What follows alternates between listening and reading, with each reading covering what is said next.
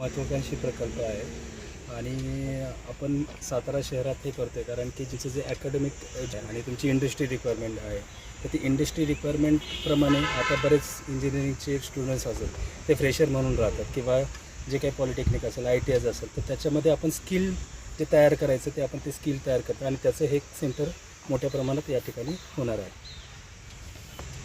खासदार उदयनराजे भोसले तसेच माननीय श्रीमंत छत्रपती शिवेंद्रराजे भोसले यांच्या मार्गदर्शनाखाली काम करत असताना गेले 1-1.5 वर्ष झालं शिवेंद्रराजे या गोष्टीचा फॉलोअप घेत आहेत की टाटा कन्सल्टन्सी आणि एक नगरपालिका म्हणजे नगरपालिकेने ह्या जागा द्यायची CIIT म्हणून हा जो प्रोजेक्ट आहे या प्रोजेक्टसाठी टाटा कन्सल्टन्सी जवळजवळ 97 कोटी रुपयाची इन्व्हेस्टमेंट करणार, राज्य शासनाची 25% इन्व्हेस्टमेंट असणार आहे. हा प्रोजेक्ट करत असताना जो ग्रॅज्युएट म्हणजे आपण कुठलंसुद्धा डिग्री म्हणा किंवा डिप्लोमा म्हणा झाल्यानंतर जो जॉबसाठी जो मधला स्पॅन असतो किंवा एक्सपिरियन्स लागतो तर त्या ह्याच्यासाठी टाटा कन्सल्टन्सीचा हा प्रोजेक्ट इथं चालू होणार आहे की जो मधला स्पॅन आहे त्यासाठी तो भरून काढायचा. म्हणजे 4.0 जो प्रोजेक्ट आहे म्हणजे AI आलं, तुमचे CNG मशीन असू देत किंवा रोबोटिक वेल्डिंग असू दे, ह्या गोष्टी सगळ्या ह्या ह्याच्यातनं हे ट्रेनिंग देणार त्या मुलांना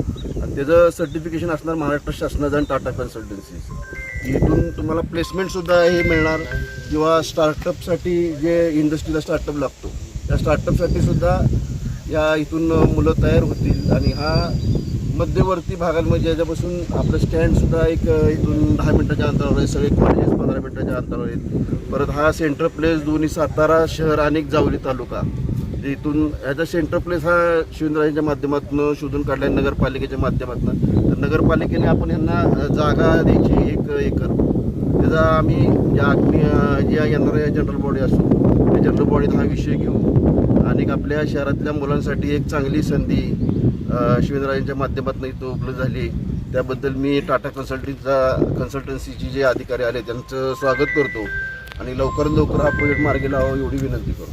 एकंदरीत जी फी स्ट्रक्चर असतं हे कम्प्लिटली गव्हर्नमेंट डिसाईड करणार आहे. अगदी नॉमिनल फीमध्ये हे मुलांना हे ट्रेनिंग दिलं जाणार आहे. कोर्सेस कुठले रिलेटेड कोर्सेस आहेत डिझाईन रिलेटेड. याची जर किंमत तुम्ही जर पुणे मुंबई सारख्या ठिकाणी गेलात तर ह्या हे कोर्स करण्यासाठी त्यांना 60-70 हजार द्यावं लागतात. पण आपल्या भागातल्या मुलांसाठी काहीतरी करावं ह्याच्यासाठी आपण हे कोर्स अत्यंत म्हणजे कमी दरात असणार. त्याची फी गव्हर्नमेंटच डिसाईड करेल. अत्यंत दरात ते पण की मुलांनी बाबा आपण कुठेतरी थोडीफार फी देते अटेंडन्स